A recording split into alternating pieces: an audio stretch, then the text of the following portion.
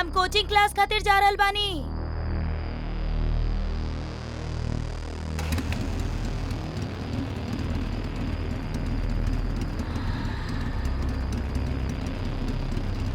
अकेले अकेले कहाँ जा रहल बाड़ू जाने मन? ई गुड्डू के भी साथे ले चला जहाँ जा रहल बाड़ू। देखी प्लीज हमरा के जाए दी, हमरा कोचिंग खातिर देर हो रहल बा। अरे बाप रे, कोचिंग के खातिर देर हो रहल बा तोहरा के? तावा जल्दी बाइक पे बैठ जा, हम तोहरा के छोड़ दे अब कोचिंग सेंटर, लेकिन अपन कोचिंग के गुटुरगु करे के बाद। देखी भाई साहब प्लीज ये सब मत करी। भाई साहब, ए गुड्डू रंजितवा, देखा था का बोल रहल बाड़ी? भाई बोला तरी हमनी के। ए पतली कमर, यहाँ तहार केहू भैया नहीं खे, सब सैया बाड़े सैया, समझ लो। चला बैठा पीछे, हम छोड़ देब तोहरा के। छोड़ा हमारा हाथ, ना तो शोर मचा दे अब हम। शोर मचावे के शौक हा तब मचा ला शोर, जे भी बचावे खातिर आई कसम से जान से जाई। आज भाई लोगन के मन बोटी खाए के हा, छोड़े के नहीं खे।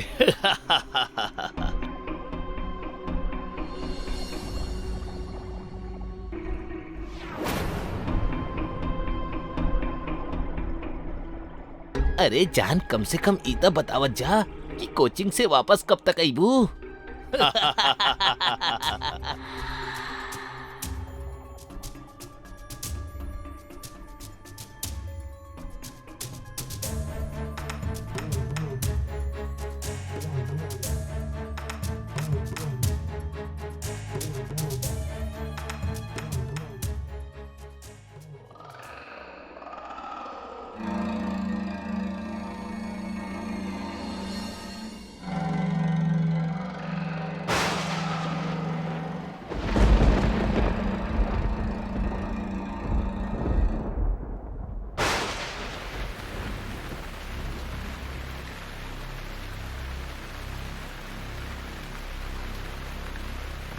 आज ही छाता ना लईनी और आज ही बारिश होखे लागल।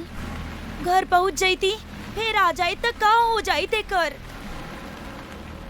शुक्र बा बारिश रुक गईल। हे भगवान, अगर वो तीनों आवारा लइका लोग फिर आ गईले त? ना कुछ भी उल्टा सुल्टा मत सोचा माही, उ ना मिली है तारा के, ना मिली है।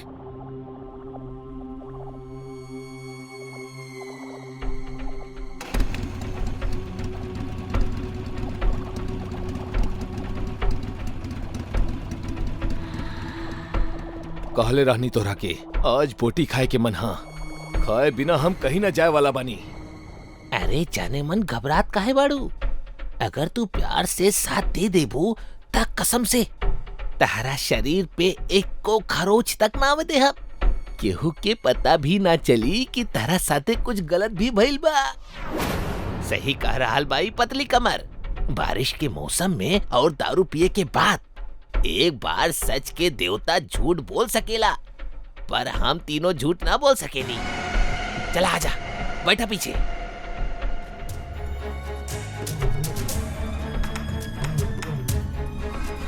ए रुक, पकड़ो करा के। अरे लागता भाग गई। शिट यार, ऐसे कैसे भाग सकेली ऊ? भागला जहाँ तक भागल चाहता रू। आज तू हमनी से ना बचे वाला बाड़ू। ए टोनिया, का कहेला तू एकरा के? अरे पतली कमर, ए पतली कमर, अरे रुक जा ना।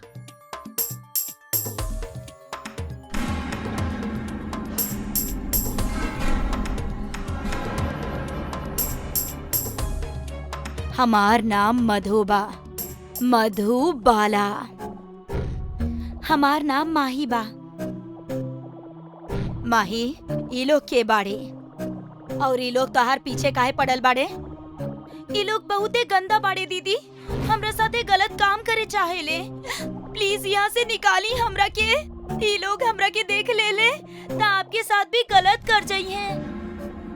माही, कमजोर के हर केहू दबावेला, तो इनका से जितना डरबू ई तरह के उतना ही डरई हैं। अगर इनकरा से जीते के बाद इनकर सामना करे के होई।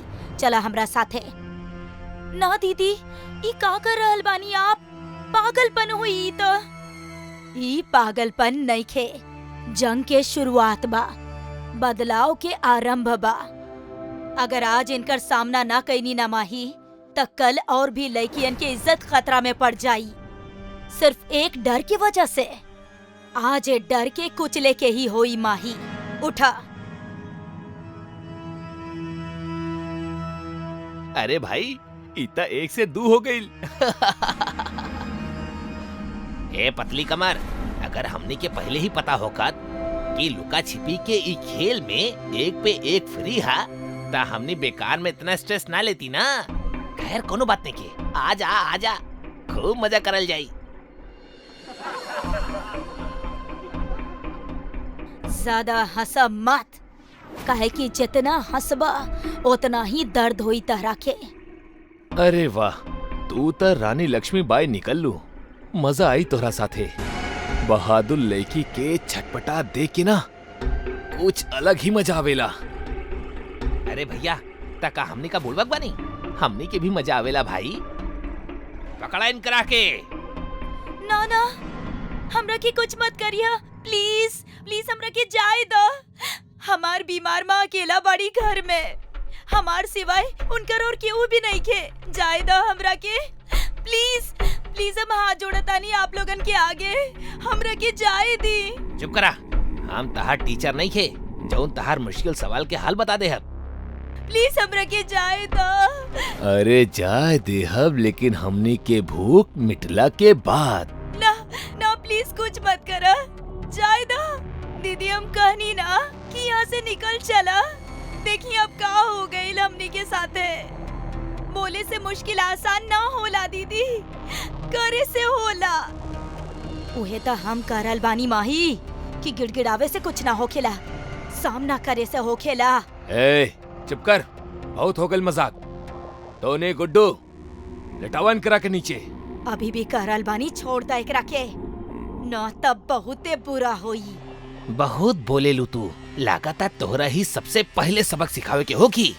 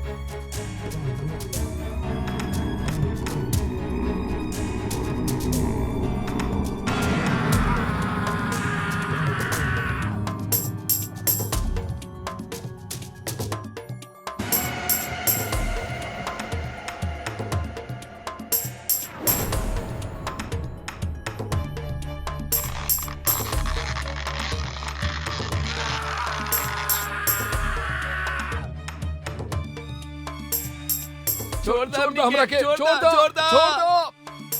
इहे तब माही भी कहत रहली तोहनी के, छोड़ दा हमरा के, जाए दा। हमार घर में भी माँ अकेला बाड़ी, हम भी कहले रहनी जाए दा हमनी के। बाकी तू दरिंदा लोग एक ना सुन ला हमार। अब मजा लो हमनी से, जे करे के बाक कर ला, हम ना रोकतानी तहनी के। हमनी के माफ कर दा, हमनी से गलती हो गई। ज्यादा हमरा के प्लीज। आज के बाद हमनी केहू के भी ना छेड़ब, सबके अपन माँ बहन की तरह समझब। प्लीज जा दी हमनी के। हाँ दीदी प्लीज छोड़ दी, जा दी हमनी के। जाए के मौका तो देले रहनी हम तोहनी के, बाकी तू ही ना मन ला। तहरा पता बा, जब तक जिंदा रहनी तब तक हमहू माही के जैसन भोली भाली लड़की रहनी, डरत रहनी तोहनी जैसन दरिंदन से।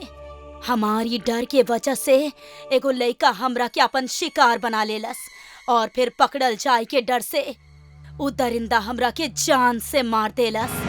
तब से हम रोज रात ई सुनसान सड़कन पे घूमेनी, तोहनी जैसन दरिंदन से माही जैसन मासूम लड़कियन के बचावे खातिर।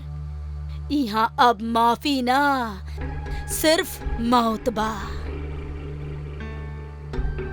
माही, हम मरे के बाद डर के जीतले बानी, तू ऐसन मत करिहा।